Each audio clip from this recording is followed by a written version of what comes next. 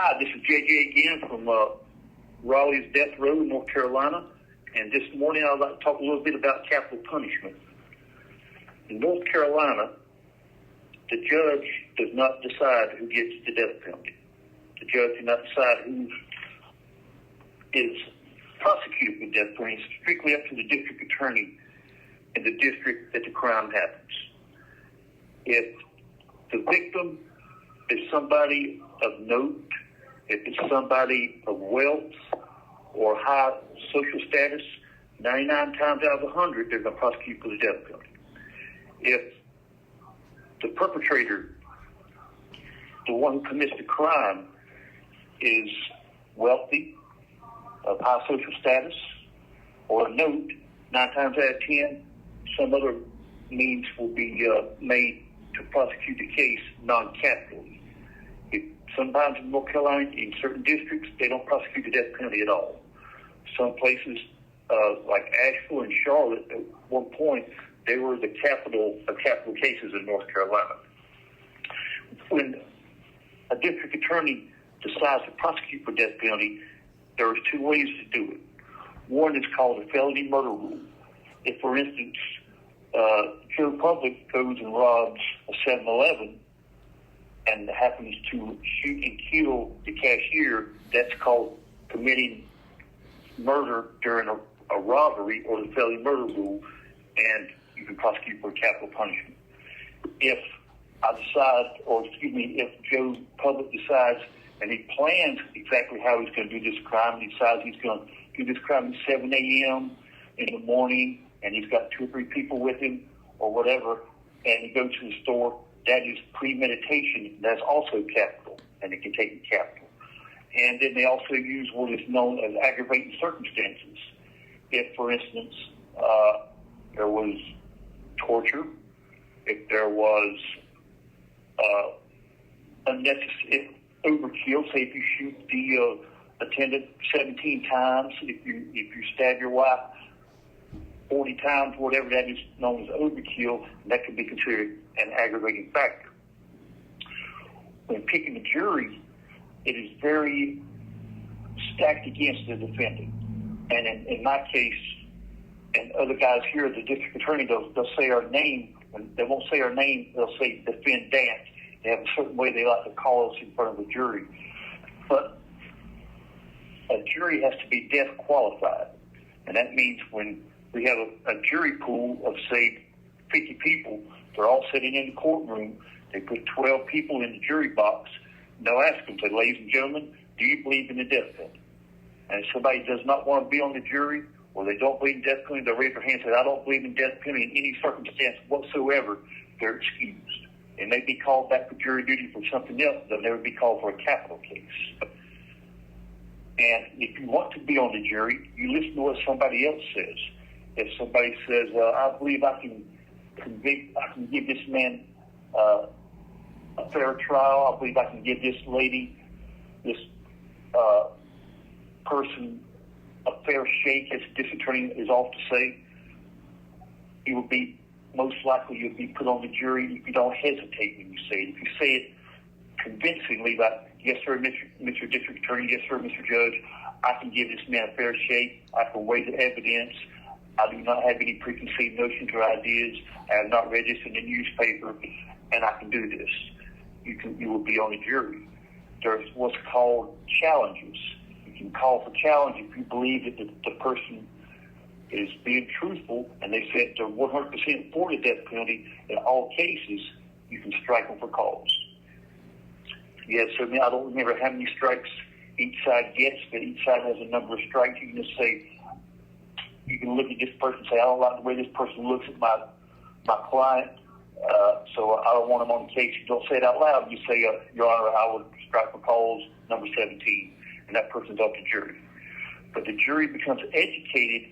If you really want to be on the jury, you listen to how other people answer questions to the district attorney or the judge or the defense attorneys, and you can say what they are saying. If you want to be on the jury, you just follow along, and that's called, you do that in a voir dire city. That is a Latin word. It's 2 words, VOIRDIRE. And it seems like it's stacked against the defendants in cases, because you can't just say exactly what you want. You can't phrase your questions exactly how you want it. You have to be very specific, and it's time-consuming, and no one gets a fair shake, in my opinion. And also, in my opinion, I think that it would be as good for the district attorney, the state of North Carolina, as the defendants and the defense attorneys, if you just take the first 12 and say, Your Honor, we're satisfied with these 12 right here, no matter what they think. That way you don't know if they're for it or against it, and everybody gets a fair shake that way, but that's not the way North Carolina works. And if it's a capital case, you have 2 defense attorneys. If you can't afford them, the state provides them for you. Usually it's a public defender, or maybe someone who has more experience will be from a private practice. In some cases, the attorneys that we get in North Carolina have never handled a capital case in their life. They've never handled any serious felony cases. And that puts the defendants at a disadvantage, because in theory they may know how things are supposed to go in the courtroom, but they're nervous, they're unsure of themselves. They may be good at research, but they're not good in front of a jury, and the nervousness shows when you're questioning somebody on the witness stand. The judge is to be impartial, and I've found in most cases judges are impartial. They are supposed to be the arbiter. If someone has a problem with the way a witness is being questioned, if the district attorney says, Your Honor, he's badgering the witness, the judge will sustain the motion or overrule the motion at his discretion. In North Carolina, you have to be examined by a psychiatrist or psychologist. It used to be you would go to Dorothea Dix and that facility was open. Now I'm assuming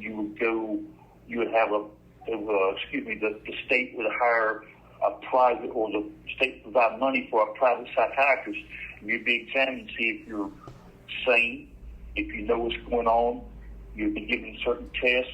One of the tests is called the NMPI test, and that is to test whether you're aware of what's going on, you're aware of your surroundings, you're aware of the crime that you allegedly committed. When people are questioned on the witness stand, the district attorney goes first. He asks his questions. His witnesses go first. Then the defendant goes next. And the lawyers would ask questions. And then you get a rebuttal when the district attorney comes back. But the deck is also stacked against the defendants, because you have to give a set of witnesses, names of the witnesses you're going to have presented for your defense to the district attorney, to the state, prior to going to trial. And in my opinion, that almost gives them an avenue to attack your defense. If you say you're going to bring a certain witness who's an arson investigator or a ballistics expert is not hired by the state will also bring their own ballistics expert or arson investigator to refute what you say even before you say it, because they kind of know how it's going to go. A lot of people in prisons say that they got a raw deal that the district attorney was out to get. In my experience, most district attorneys are probably pretty honest. Sometimes back in the 70s and 80s, they would hide racially motivated things about juries, about witnesses, and that has been found. That's causes people to have new trials and be found not guilty. But in my experience, the district attorneys are honest. Some guys in prison will say, did the judge give them a raw deal? I can't say that the judge ever gave anybody a raw deal that I personally know. The judges are impartial. Maybe they're stern. They're made to be. They have to be stern to keep both sides honest as they can. And it's been my experience that judges are pretty fair. But like I said about the attorneys, guys will say, and women too, that the attorneys, they were incompetent, they were working with the district attorney, they're in the good old boy network, and that's probably been the case more often than not back in the Jim Crow era. But nowadays, I don't think people can get away with it, and it's unnecessary. I just don't think that is so. When a person is convicted of a capital crime, the jury has two parts. First, the jury decides whether you're guilty, they do guilt or innocence. It has to be unanimous. All 12 have to agree that you are guilty. If one person holds out and it's 11-1, it's a mistrial, and this attorney will 9 times out of 10 retry the case. Then you present evidence after that, if you're convicted, for the capital part of the sentencing hearing, and they decide whether you're going to get a death penalty. The district attorney will bring in aggravating factors. He will bring the victim's family if they are wanting to testify, and then the defendants will bring the defendant's family. So they will bring mitigating circumstances, things they'll say, okay, the client committed this crime and it's bad, but this should help you understand why he did. Maybe he has, I don't know, maybe he has ADHD, maybe he has learning disabilities, because learning disabilities has got people off death row. Maybe he's mental retarded. Maybe he had extenuating circumstances that he knew the victim and there's a long-standing feud if something happened. Whatever the case may be, you would bring mitigating circumstances to the case. And then the jury decides whether the mitigating circumstances outweigh the aggravating circumstances. And if they decide it is, they can vote for no deaths.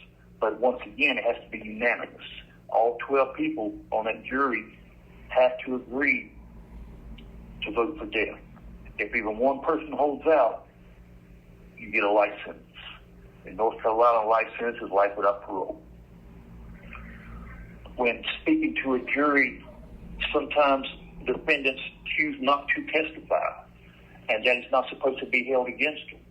We're not supposed to, when you plead the fifth, you say you do not want to incriminate yourself. Well, the district attorney is not supposed to use anything against you that you don't say. Say, for instance, if you don't give an alibi, he shouldn't be able to use that against you. But in some cases, at the end, get on and say, well, why did the defendant say he was with his grandmother? Why did the defendant say he was with his girlfriend at the time? He cannot say where he was, where he wasn't. So if you don't have a good alibi, you're probably screwed. North Carolina is one of the states in the South that has had an execution since 2006 because there are certain things being appealed in the courts, which brings me to appeals. In North Carolina, once you get your death sentence, you come to North Carolina's death row, either on the men's side or the women's. You have 60 seconds remaining. And we'll return it another time. All right, Ms. Valerie.